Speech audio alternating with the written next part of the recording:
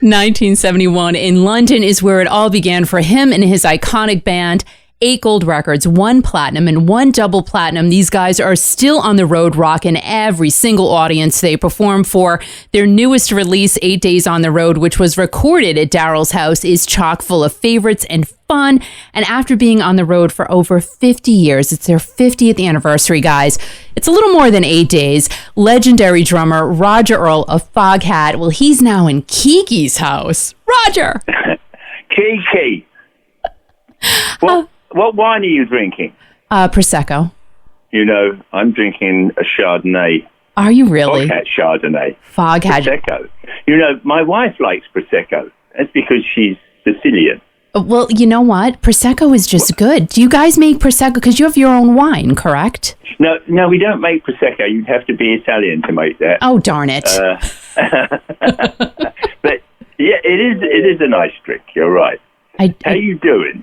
I am doing great, and it is so wonderful to talk to you, and even more wonderful to talk to you now that you're ready to get back on the road, Roger. How is that feeling? A year. I haven't had a year and a half from the road since I was 12. Oh, my God. That was the last summer I had off. And even then I worked 3 days a week.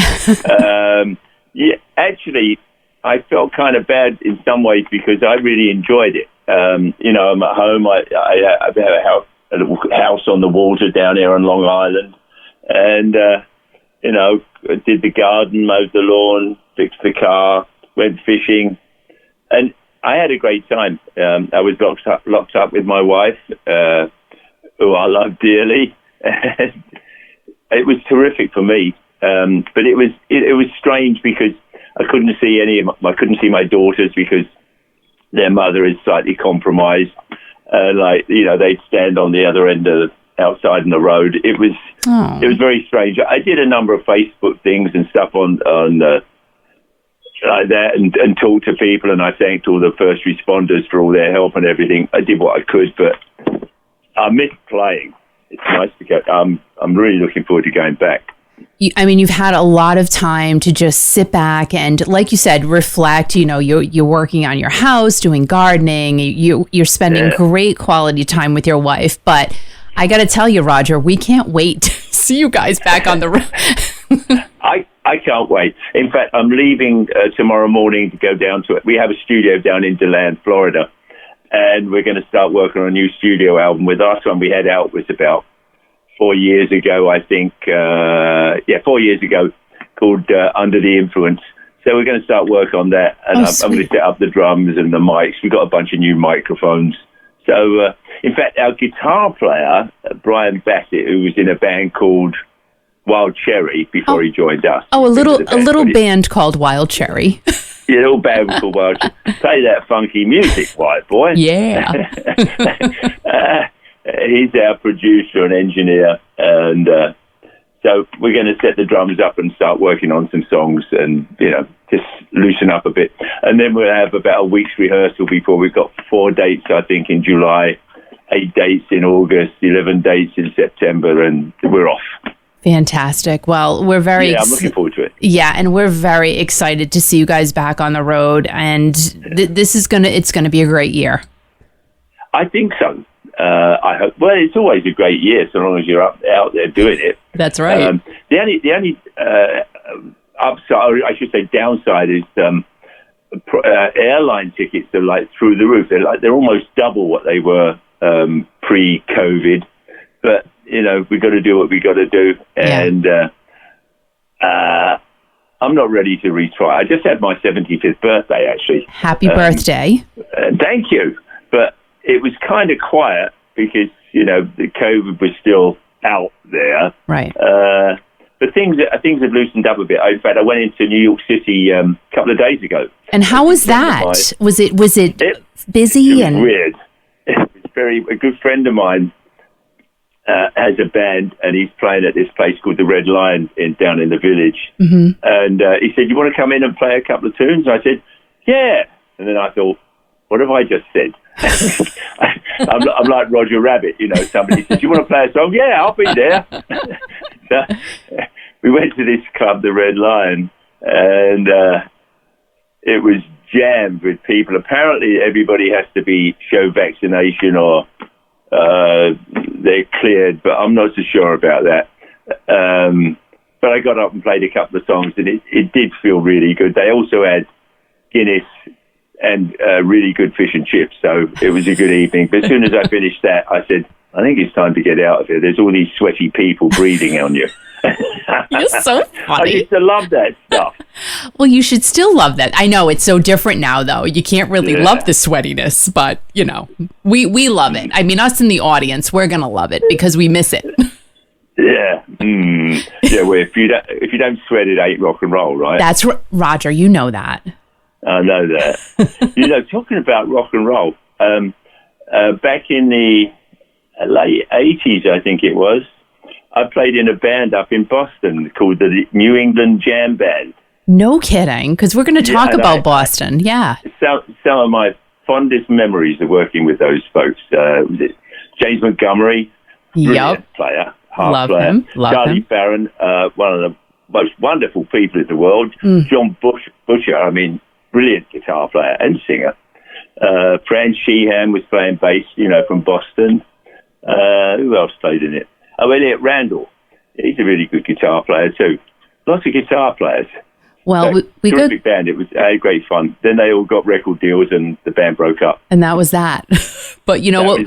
We have good vibes in Boston, so you know it's yeah, I know. It's good here. I love going there. And now, Roger, going back to 1972, Willie Dixon. That song, "I Just Want to Make Love to You."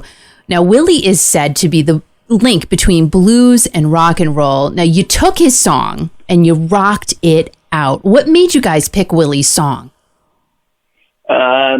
Actually, I was in a band called Savoy Brown before that, and myself and Lonesome Dave. Yep. When we get to sound checks, we would play that song, that riff, that like that, and then when we left the band and we decided we went in the studio, we worked with Dave Edmonds, and he sprinkled some of his magic on it. Some people thought we kind of ruined it, but no, I don't think so at all. Actually, I met Willie Dixon a couple of times. It's a good story, actually, because we were playing 3 days at the amphitheater in Chicago. And the first night, his daughter came down to see us, so we treated her like the princess that she was. And then the second night, she brought her brother down, Butch, who later became Willie's road manager. And on the third night, they brought Willie down, the man. Gosh. And what it was like, he's getting all this money from this band called Foghat, because it was a hit off our first album. And in 77, it charted as a single on our live album. And Willie came in, he said, get down and see what these Foghat people have got under their fingernails. So I guess he liked us because he invited us over to his house to have dinner next time we were in town, which we did. Willie was a beautiful man, an absolute giant. Without people like Willie Dixon, there would be no rock and roll. Right. Him, Chuck Berry, Muddy Waters. Absolutely. There wouldn't be any. Yeah, no, I totally agree with you. They totally laid a strong foundation for everyone. Now, Did you ask Willie what he thought about your version of the song? Well, of course he was happy he was getting hundreds of thousands of dollars. He thought it was wonderful. So you never talked technicals with him? Like, did he say, you turned my song into a rock and roll song? No, he was brilliant. He asked us if we wanted to go to his studio and make some records, and we said, no, we'll come and eat some of your food and drink some of your wine. Yeah, no music. We're just going to come to your house. No, Willie was... you know, when you meet, I mean, he was one of my heroes when I was growing up in London, and it's really cool when you meet your heroes, and not only they don't let you down, they kind of inspire you. He was a beautiful man. He really was. He was something else, you know, to talk to.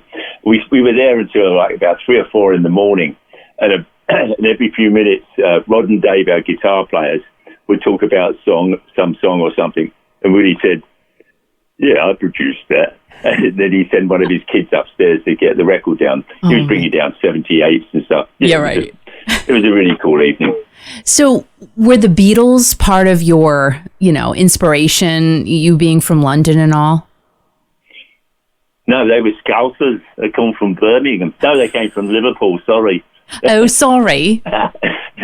No. They were a fantastic band. Of course they were. Everybody was influenced by the Beatles, I think. If you say you weren't, you're lying. Yeah. No, they were the first, I think. No, they were the first of that generation of bands that came out of Liverpool and, I guess, England.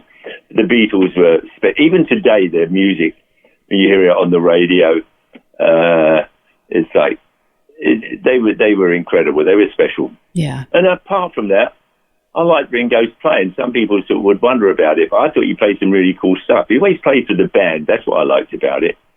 And he's still out there with Ringo and his all-star band. So have you met any of the Beatles? I met George Harrison when we were putting the band together, putting Foghat together.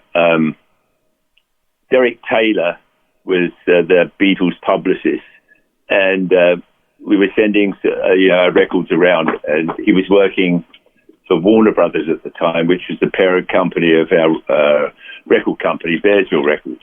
Yes. And he really liked the record, and we were up at his office in London, and George Harrison walked in, and it was like, whoa, there's a Beatle in the room. Whoa, there's a Beatle in the room. And George was so cool. He was funny, told stories, was genuinely nice and cool. He was special. And who else did I meet? Lonesome Dave met John Lennon one time. He told me the story. John was working on an album in New York, and Dave was in there talking to somebody, and John came in and out of the studio and went to sort of Dave and said, "Have you seen my lighter?" And Dave said, "No, I don't smoke." I would start smoking. I'm going to take a sip of wine now. Here's the thing, Roger. I would start smoking. Like, if John asked me, I smoke. Yep, I do. But I thought John was brilliant. It was so sad, like losing him so early. Yeah. What I loved about him was he could always stir stuff up and make people think, or Yes. He would make you think. Then imagine what an incredible song that was. So I also read that Yoko had a lot to do with the inspiration of that song. So that I thought was really cool. Yeah, definitely. Yeah, John was, he was a real rocker, wasn't he? Absolutely. And George, really, I mean, love, heart. Yes, absolutely, absolutely love them. So now, what about Paul? Paul. I mean, how did you like Egypt Station? I loved it. Yeah, he's actually, I haven't heard it. Roger. That's terrible. Roger. Well, I live a sheltered life. Can I suggest you listen to it? Seriously, it's very good. Egypt Station? Yes. Where did you get that name from? You know what? I don't know, because I haven't talked to Paul, which would be great if I could, but... Hold on, I can call him up. Okay. You call him up, Roger, and you let him know I'd love to speak. Paul, why did you call it Egypt Station? Well, I don't know. It just sort of came to me in a dream, as it was, something like that. Dude, you sound just like him.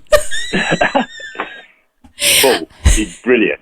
What a cool guy. They were a bunch of cool guys, weren't they? Yes, absolutely. I mean, it's just the music, like you said. You always say it's all about the music. I mean, everything I've read about you and everything that you've been quoted on saying, it's all about music, and it's so true. Yeah.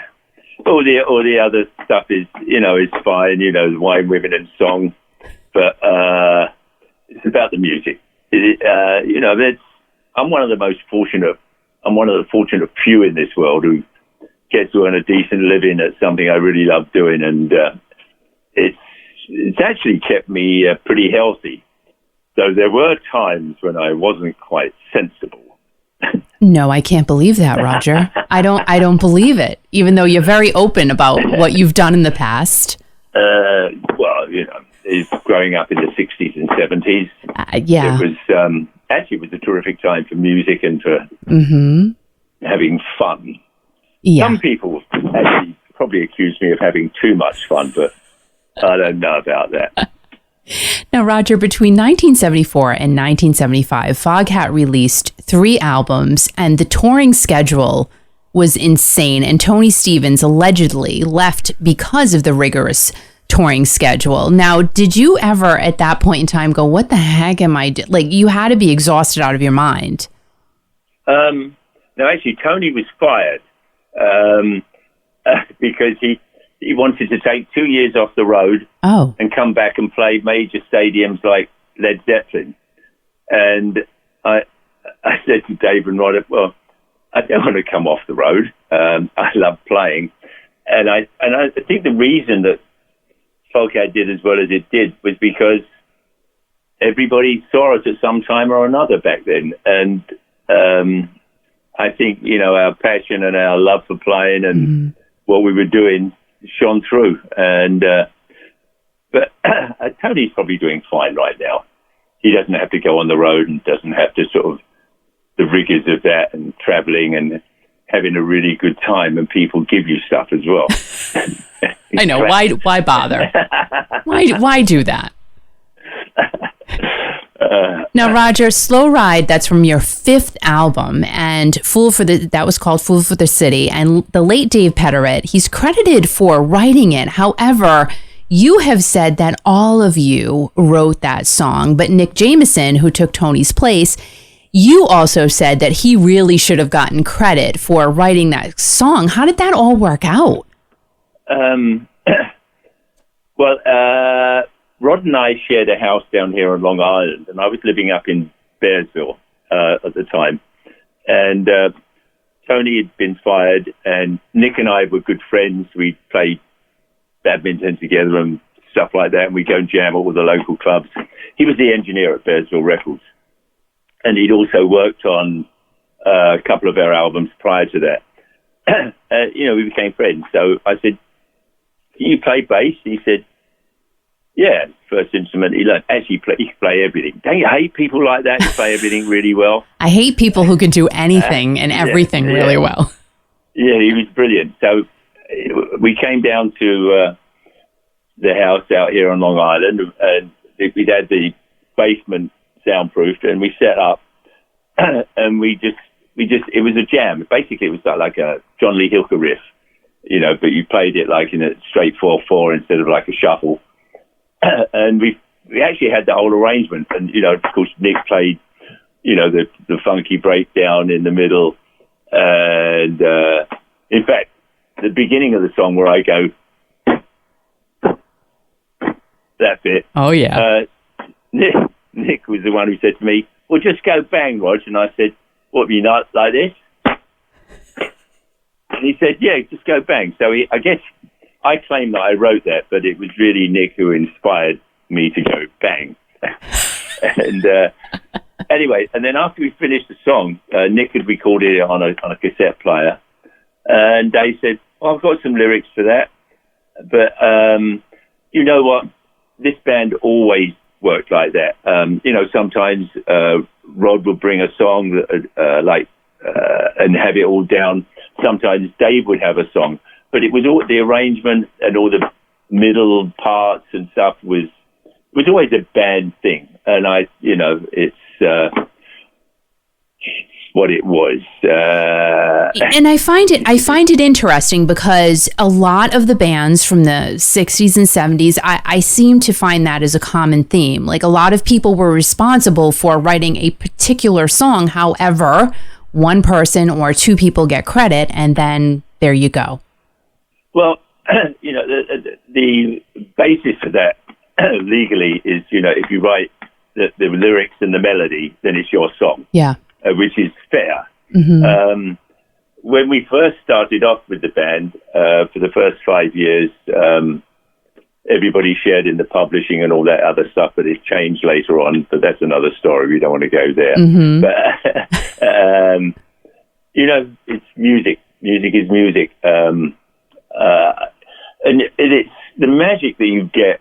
When you're playing with people. I was always fortunate, I think, because I played with great players. Rob Price, our lead and slide player, original player, was a great guitar player. Yeah. And Dave was a great rock and roller. He knew every blues, jazz, gospel song out there, who played on them, and when it was, and what record it was on. He was this fond of musical knowledge. And in fact, the last tour we did on a bus in, when was that? 97, somewhere around there. After we finished the show, we'd get on the bus and we'd pour some wine, and Dave would sit there and he'd go, what do you want to hear tonight? You want to hear some rock or blues or jazz or some country? You want to hear some gospel? And Dave would have, this is when they had cassettes before CDs, I think. Oh yeah. So that's that far again. And he was like the DJ, and we started, and it was strange because we started talking about when we both grew up in London, but we didn't know each other, but we used to go to the same shows. We went to see Jerry Lee Lewis at the Mitcham Majestic. We saw Little Richard at the Hammersmith Odeon, and we went to all these different places, but we didn't know each other. But eventually we hooked up. But it wasn't until that last tour that we actually sat down and talked about it. It was, which I guess is sort of kind of interesting, really. It was to me anyway. And in fact, at the last tour that we did, Dave and I got probably closer than we ever had. We were always friends. We used to hang out. In fact, Dave and I were the ones who used to go out to clubs and listen to bands or get up and jam. But Dave was a very quiet person. He was very much his own person. Yeah. But we got real close on the last tour. It was good. But isn't it crazy how? Yeah, I'm sorry. I mean, but isn't it crazy how you both went to the same shows? You loved the same music. You didn't know each other, but you eventually played together. Yeah. It was cool. It was cool. Yeah. Life is good. Life is good. I mean, we're all pretty blessed. Now, Slow Ride, you guys recorded that in Vermont. You could have gone anywhere in the world to record that. Why Vermont? Oh, hold on a second. Kiki, why not Vermont? It's not that far from Boston. True. Did you have a connection there? No, what happened was Nick and I, he was our bass player and producer, rented a station wagon, and it was a 75, and that was when you got your money's worth in metal on cars.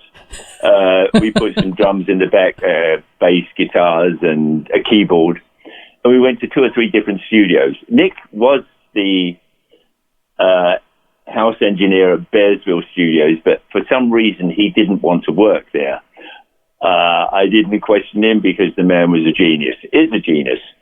And we went to a couple of different studios, and we found this one up in Sharon, Vermont, on top of a mountain in the middle of nowhere. And we went in there, this huge room, all wood, so the drums sounded great, which I liked.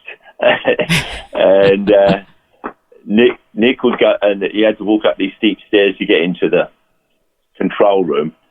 And he'd turn the machines on, come running down the stairs, pick up his bass and say, "Start the song, Rog." And I'd play, and we put some bass and drum things down. Then he'd put piano and keyboards on just to see how it was working. And it worked. And up until that time, it was the first time that the band actually had come off the road. Prior to that, most of our albums were done, except for the first one. We would do it at a number of different studios, even sometimes with 2 or 3 different producers. So it was the first time we came off the road and said, all right, we're going to take some time and, get it right. And I think we did. it was a lot of fun making the record as well. It was a really cool sounding studio. We had a band house, which was about a couple of miles away, just down at the bottom of the mountain. And when I'd done my tracks and stuff and they didn't need me, they say, "You can go now, Rog." So I would go fishing and wander around the countryside. Beautiful country out there. You're such a fisherman. I'm not that good, because otherwise I will be a professional. I mean, you're on a record cover. That one, yeah. You talk about fishing all the time. You're a fisherman, though. But it's okay, you're not pro. But I fish, therefore I am. A fisherman. In fact, my youngest daughter, who's moved down to Georgia, sent me this beautiful filleting knife for my birthday. So thank you, Jules. Nice. Yeah, nice. The girls know what to buy. Yeah, buy Daddy some lures, he'll be happy. Buy him a knife, he'll be happy. Oh, jeez. So you fishing off your back dock there? Yeah, I caught a couple of stripers early in the year. I haven't really caught much since then. Yeah. Yeah, it's beautiful country down there. I live out on Long Island near Port Jefferson. Nice. Yeah, it's nice here. It's nice and quiet. Well, let's get out of the quiet zone for a second, and we'll talk about Slow Ride. Now, we know this song is about sex, right? That it's about doing it. Yeah, it's about doing it. It's just about... At the end of the song, you start to pick up steam. You pick up steam. And, good for you. Woo-hoo. And here's the thing. Now, back in the 70s, Roger, was there anything crazy that happened in the audience when you guys did that song? There had to be one time where there was something weird going on. No, I mean, I'm sure some people were conceived to that song, which I suppose we should be happy with. Life is a wonderful thing. Now, how about you did a ton of TV appearances, from Don Kirshner's rock concert to Midnight Special. I mean, those were the best. You guys They were great. Oh, they were just awesome. What is your most memorable TV appearance? You might not have known it, but they were recorded in the mornings. You wouldn't know, because it kind of looked like it was live to me as a kid, Well, we'd get there like 7 or 8 in the morning, and back then we probably stayed up all night anyway. Right. But yeah, it was a great show. I loved doing them, and it was terrific. That people could hear actually, bands. Back then it was really cool because FM radio would, they would play the whole album. They, say, "Well, we got a new record here from Foghat, and let's play it," and they play the whole album. It was a good time to be a musician and to be making music. In fact, Don Kirshner, that would be cool to put all those things out on a DVD, I think, because the sound was pretty good, actually. And the playing was, what's the term? Enthusiastic. Well, and as I remember it sounded live. I was a kid, I was dumb, I didn't know any better that, it's recorded. No, it was. Oh, yeah. But no overdubs. It was just great. We'd spend like an hour, like sound check, or maybe an hour or two on the sound check, getting everything, and then we'd run through a couple of songs and go, "All right, let the people in," and you play. It was, it was real. Yeah. They don't have that anymore. No. Lip syncs. Well, actually, that's not true, is it? Actually, it's a rough time, I think, for a lot of younger musicians to try and find somewhere to play. Yeah. And do something. It's when I was growing up, it was great. There was always a club, a bar, or somewhere. Right. And when growing up, like in London, we could rent pubs, a room above a pub, and like put on your own, show, for a better word. Then how old are you? I'm 18. No, you're not, you little lying sod. You're 14. Well, you can come up there, but just stay down. No drinking. And it was like that. Don't you think, really, you were in the best time to be in the music business, don't you think? I think so, yeah. Some others may not agree with that, but for myself, yeah. And Also with this band, we always picked the songs that we wanted to do. Occasionally the record company or our manager would say, do one of these songs. I remember one time they wanted us to do a Bad Company song. Why would you want to do a Bad Company song on the record? I mean, they were one of the greatest bands out there. They probably had the greatest vocalist in the world at the time. Paul Rogers is brilliant. And the band was just fantastic. Drums, bass, guitar. Why would you want to copy a Bad Company song? So we said, no, go and see Bad Company. I mean, we'll go and play with them anytime you want. But, well, actually, we did play. We played them quietly on our own because they were great songs. Bad Company, what a great band! Oh my gosh! You know what, Roger? I have to tell you, like every other person I always interview, they bring up Paul Rogers all the time. Yeah, I've met Paul a number of times. In fact, we did a number of shows with him. The last time we were out, and with Bad Company, they're still great. They sound great. They play great. I mean, the music was great. Yeah. They wrote great songs, and Paul sings with that sort of Northern England soul. He's brilliant. Yeah, he really is. Now, Roger, in April, did you see him when he played with Queen? You know what? I've watched a bunch of those, and here's the thing: I liked it. I thought he was great with Queen, but there was a lot of criticism. Why do you think there was a lot of criticism? Right. When I first, because he's with the same agency as us in California, and when they told us that he's going out with Queen, I went, sounds a little strange. I mean, I'm sure Freddie thought he was a great singer, which he was. Yeah. But I couldn't hear how Paul. But it was. That's part of the magic of music. And Brian's a great guitar player, and Roger's a great drummer, so I also know their bass player. And it worked, and they used a lot of film, and they played with film as well. It was I enjoyed it. I saw it out in Las Vegas. We had a couple of days off, so we went there. Oh, nice. Yeah, I believe Paul was with Queen for about 4 years, but, going back and reading about it, a lot of people just didn't dig it. And I don't get it, but I get it now because now with Adam Lambert really, he is channeling Freddie Mercury, really. Yeah, he does. It's a really good fit. And it's like, why, Freddie was unique and special doesn't even begin to cover his shoes. Yeah. He was brilliant. And how do you replace somebody like that? You don't. But what it's about, again, it's about playing. It's about music and like keeping it alive. Absolutely. And if they didn't want to, I'm sure if Brian and Roger didn't want to play anymore or didn't want to do that. Yeah. But they wanted to play. I mean, it's, musicians, I think, are inherently selfish. They just want to play. Everything else takes a backseat to music and to playing. I certainly, most musicians that have been successful are like that. Maybe selfish is a bit of a hard word, but it sounds about right. That's all we think about. It's playing. We got a gig to go to, Well, give the kids a sandwich. Oh, you've got no money? Oh, neither do I.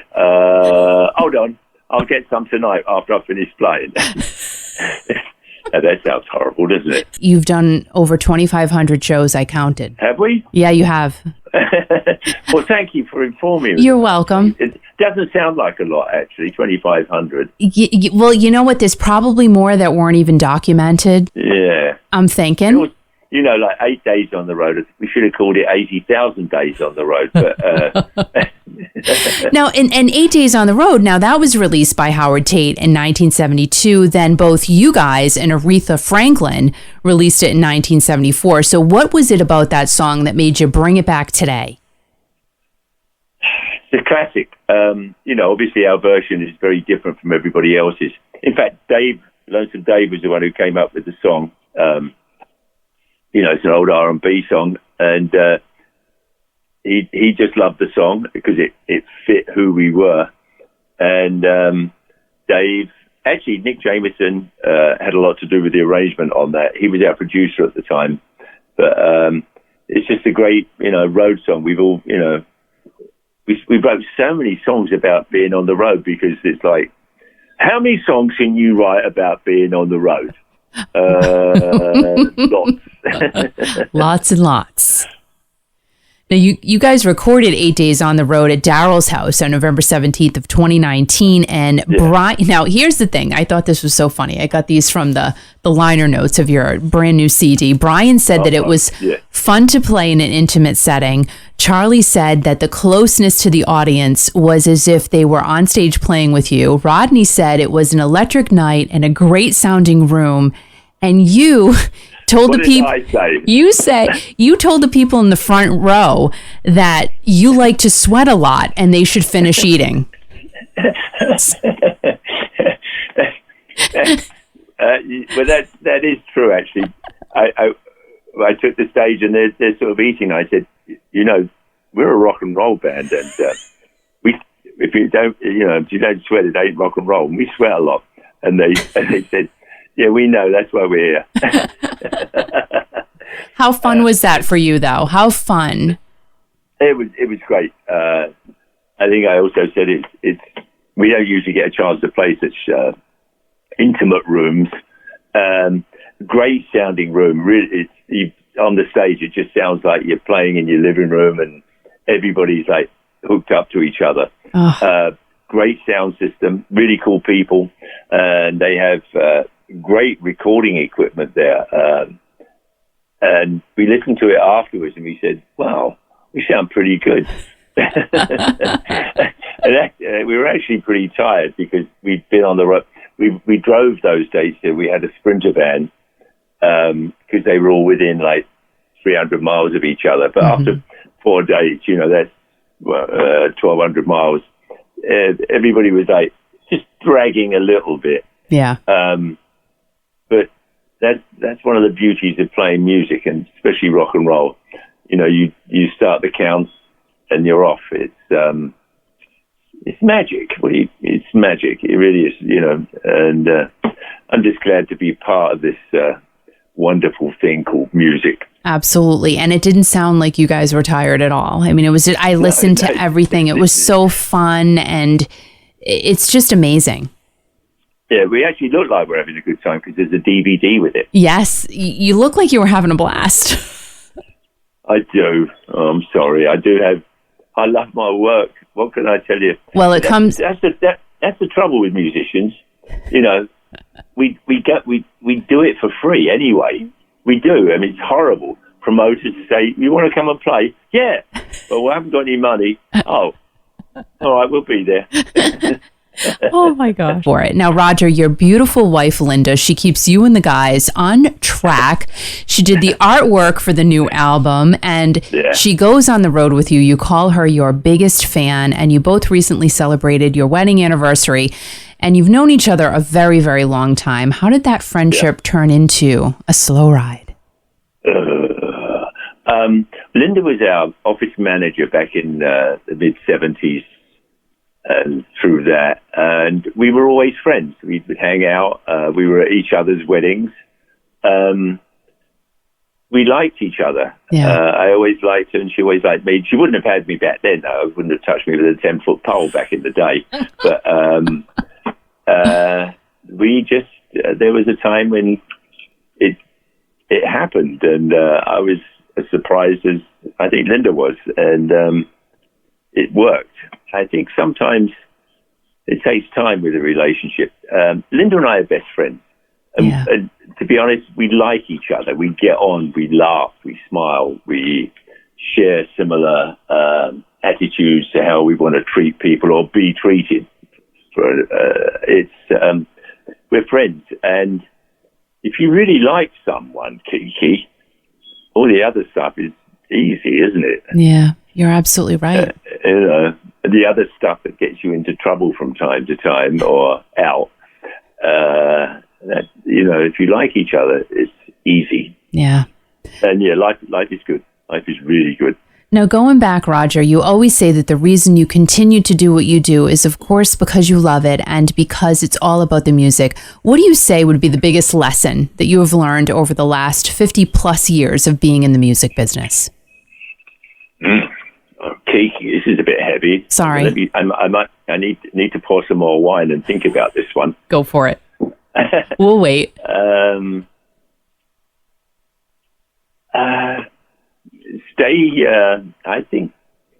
Stay true to what you believe is right and what you think is right. Keep good counsel.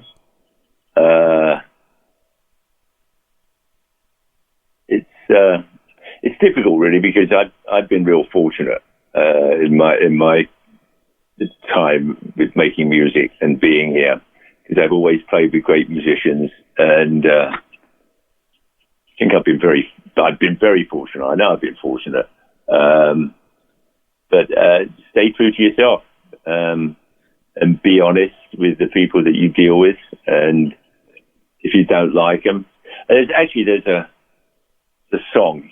It's an Irish song. It says, "I'm a rambler, I'm a gambler, I'm a long way from home, and if you don't like me, then leave me alone." Sorry about that. Where did that voice come from? Where is it? I'm a Johnny Cash fan. I love it. I love Johnny Cash. When I was 12, my older brother Colin, who plays keyboards, he was in a band called Bungo Jerry. They had a couple of big hits in Europe, and one over here in the summertime. Oh yeah, in the summertime when the weather is hot. In fact, Ray Dorset, the singer, was the singer in the first band I was in. Oh wow. It was. Where was I going with this? Hold on a second. I'm holding. I've forgotten. All right. Well, is there anything you would have done differently over the past 50 years? You can't do that. What you have to do is you have to learn from your mistakes. Don't repeat your mistakes. I love that. Actually, I have a book. Hold on a second.